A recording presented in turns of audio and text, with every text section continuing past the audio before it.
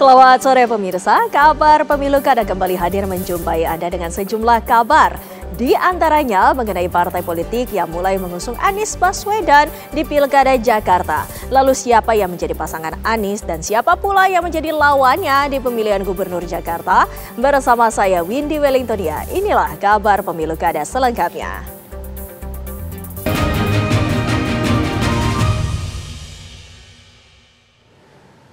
Wakil Presiden terpilih Gibran Rakabuming Raka memantau langsung uji coba pemberian makanan bergizi gratis di 2 sekolah dasar negeri di kawasan Sentul, Babakan, Madang, Kabupaten Bogor, Jawa Barat.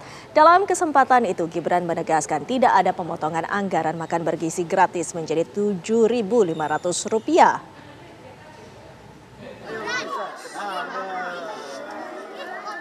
Kedatangan Wakil Presiden terpilih Gibran Rakabuming Raka langsung disambut ratusan warga di lokasi.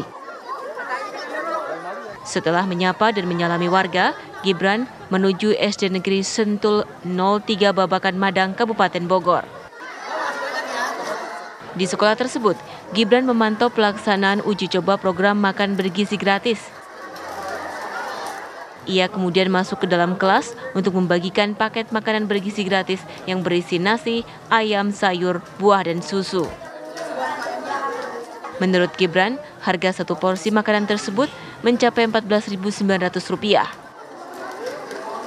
Selama masa uji coba hingga bulan Oktober mendatang, menu makanan akan divariasikan dengan tetap memakai patokan harga Rp15.000. Untuk menu hari ini ya, kosnya itu Rp14.900, sudah termasuk ayam, nasi, sayur, buah-buahan, sama susu. Jadi menunya lengkap sekali dan ini juga sekaligus mengklarifikasi statement beberapa orang ya bahwa anggarannya akan dipotong sampai Rp7.500, itu tidak benar. Jadi kalau untuk anak-anak kita, untuk para generasi penerus, kita tidak boleh pelit-pelit. Jadi hari ini Rp14.900.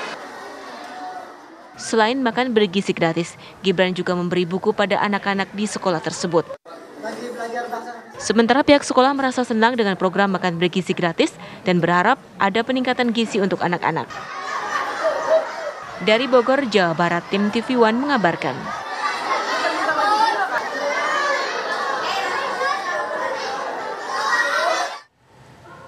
Partai Nasdem resmi menetapkan Anies Rashid Baswedan menjadi bakal calon gubernur Jakarta. Partai Nasdem memberikan kebebasan pada Anies Baswedan untuk memilih wakilnya di Pilkada Jakarta. Dengan Pak Anies dengan pasangannya siapa nanti beliau akan jelaskan. Partai Nasional Demokrat atau Nasdem resmi memberikan dukungan terhadap Anies Rashid Baswedan menjadi calon gubernur Jakarta. Kalau Pak Anies bisa. Alasan Nasdem memilih Anies karena mempertimbangkan integritas, elektabilitas, dan sepak terjang politiknya. Itu beberapa hal yang saya bisa kasih. Anies diamanatkan untuk membuat daerah khusus Jakarta menjadi kota global dunia yang manfaatnya bisa dirasakan seluruh masyarakat. Terima kasih. Partai Nasdem memberikan kebebasan pada Anies Baswedan untuk memilih wakilnya di Pilkada Jakarta dengan syarat bukan berasal dari Partai Nasdem.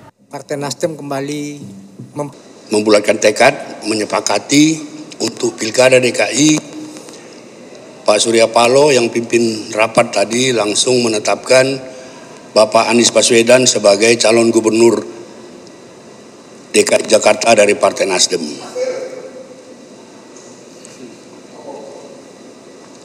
Pak Anies juga diberi kebebasan sepenuhnya untuk menentukan siapa wakilnya dengan satu syarat.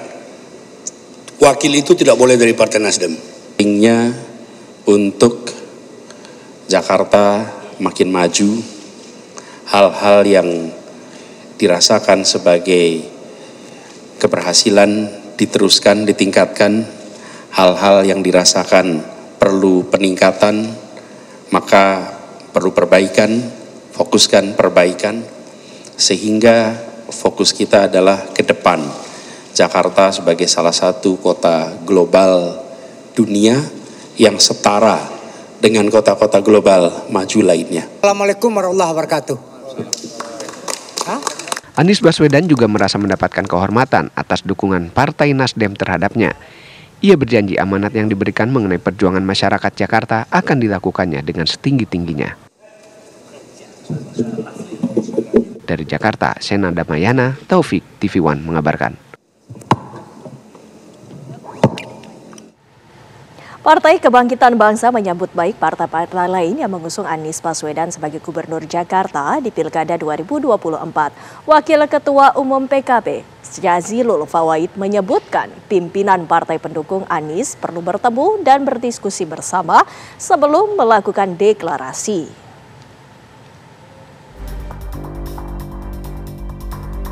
Nama Anies Baswedan terus muncul dalam bursa Pilkada Jakarta 2024.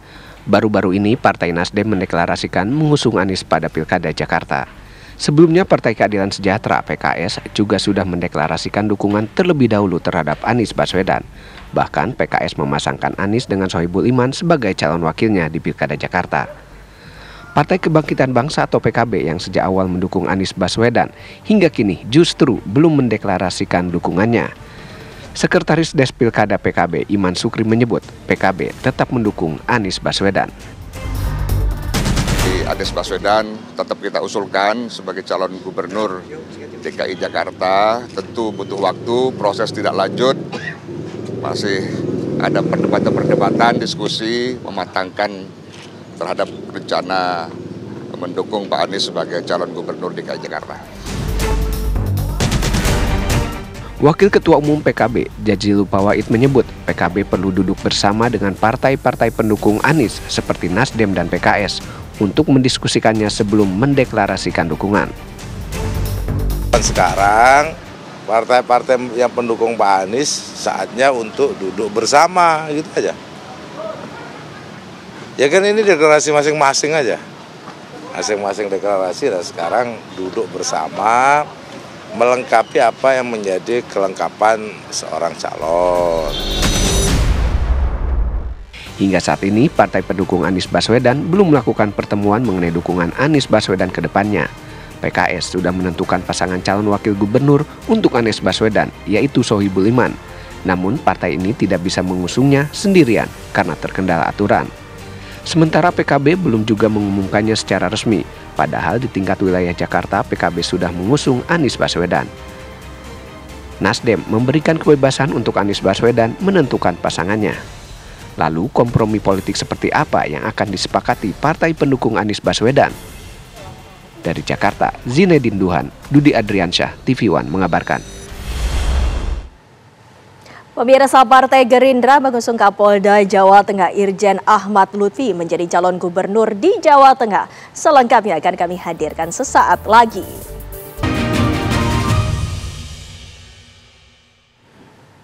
Pemirsa, Partai Kebangkitan Bangsa atau PKB merayakan hari ulang tahun atau Harlah ke-26 di Jakarta Convention Center hari ini. Dalam acara ini PKB mengundang seluruh ketua umum partai politik. Namun Presiden Joko Widodo dan Presiden terpilih Prabowo Subianto tidak bisa hadir karena kesibukan mereka.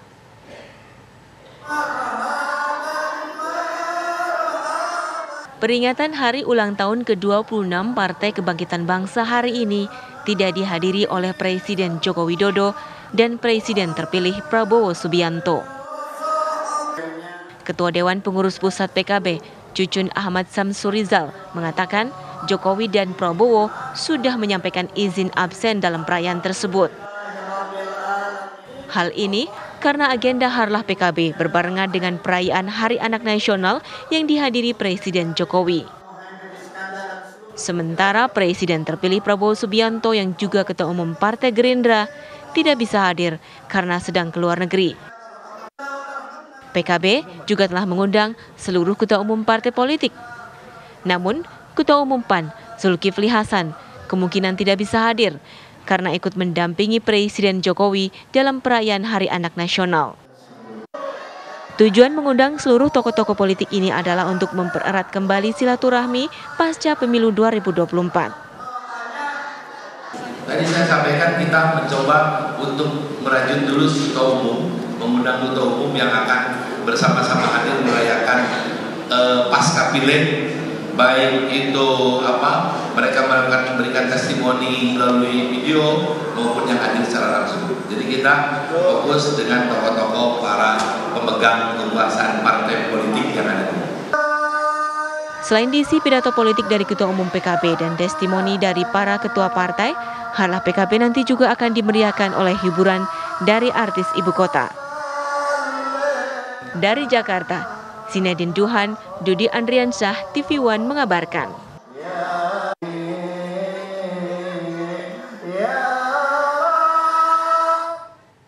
Dan untuk mengetahui jalannya acara Harlah ke-26 Partai Kebangkitan Bangsa, sudah ada reporter TV One Faris Naufal di Jakarta Convention Center.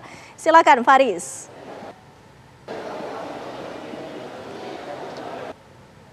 Di Wellington dan juga sekali saat ini juga Mukernas dari Partai Kebangkitan Bangsa atau PKB di Jakarta atau JC Jakarta, dan juga nanti malam juga ada perayaan Harlah PKB ke-26 yang pastinya tidak kalah seru. Akan ada sejumlah artis-artis ternama yang akan menghibur juga di Harlah.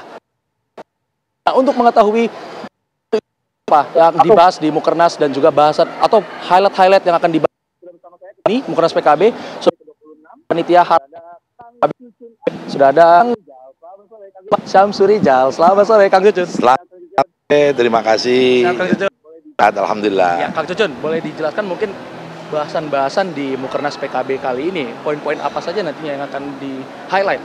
Nah, kita ada dua hal yang harus dibahas, yaitu pertama terkait apa yang harus dilakukan penataan pasca pileg, kemudian pilpres kemarin, evaluasi untuk 5 tahun ke depan.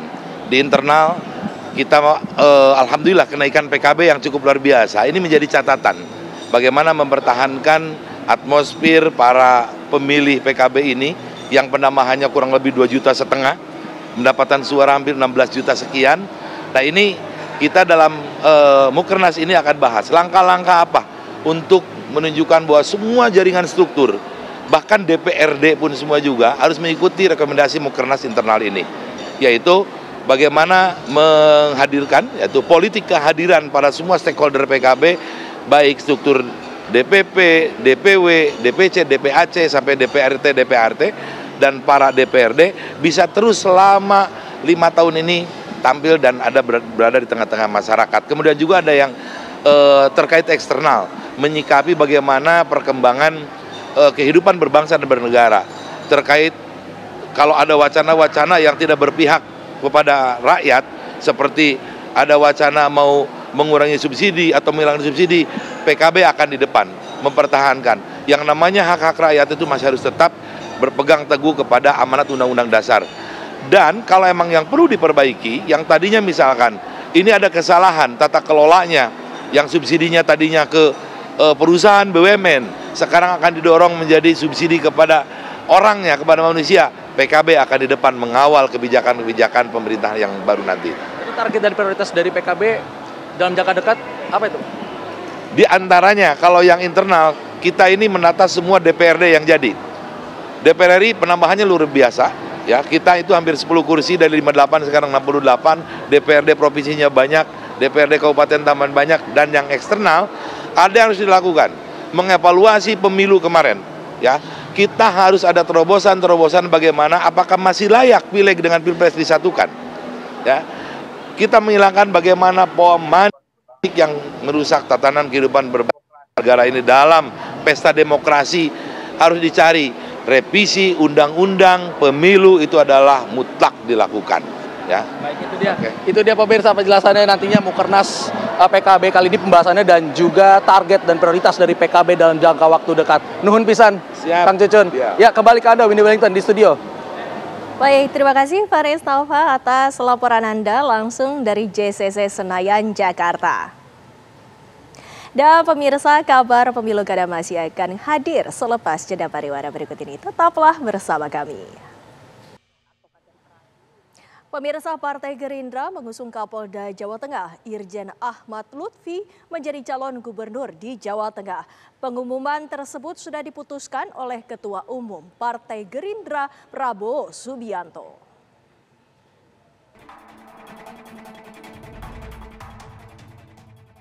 Partai Gerindra resmi mengusung Kapolda Jawa Tengah Irjen Pol Ahmad Lutfi untuk maju di pemilihan gubernur Jawa Tengah. Keputusan ini diambil setelah Ketua DPD Gerindra Sudaryono batal maju di Pilgub Jawa Tengah karena dilantik Presiden Jokowi sebagai Wakil Menteri Pertanian. Menurut Sekjen Partai Gerindra Ahmad Muzani, keputusan mengusung Ahmad Lutfi sudah diputuskan oleh Ketua Umum Partai Gerindra Prabowo Subianto. Ahmad Lutfi dipilih menjadi calon Gubernur Jawa Tengah lantaran ia merupakan Kapolda Jawa Tengah dan telah lama berdinas di sana, sehingga dianggap lebih memahami dengan baik kondisi di Jawa Tengah. Jawa Tengah, Pak Prabowo putuskan adalah Irjen Polisi Dr. Andes Haji Ahmad Lutfi menjadi calon Gubernur Provinsi Jawa Tengah. Itu beberapa nama yang Pak Prabowo putuskan untuk maju menjadi calon pemimpin, calon gubernur yang akan dipilih dalam Pilkada tanggal 27 November yang akan datang. Partai Gerindra juga mempertimbangkan Ketua Umum Partai Solidaritas Indonesia PSI, Kaisang Pangarep sebagai salah satu bakal calon pendamping Ahmad Lutfi pada Pilkada Jawa Tengah. Dari Jakarta dan Tegal, Jawa Tengah, tim TV One mengabarkan. Informasi tadi sekaligus menutup perjumpaan kita di Kabar Pemilu Kada. Sesaat lagi Anda dapat menyaksikan Kabar Petang. Saya Windy Wellingtonia pamit undur diri. Terima kasih atas perhatian Anda. Selamat sore, sampai jumpa.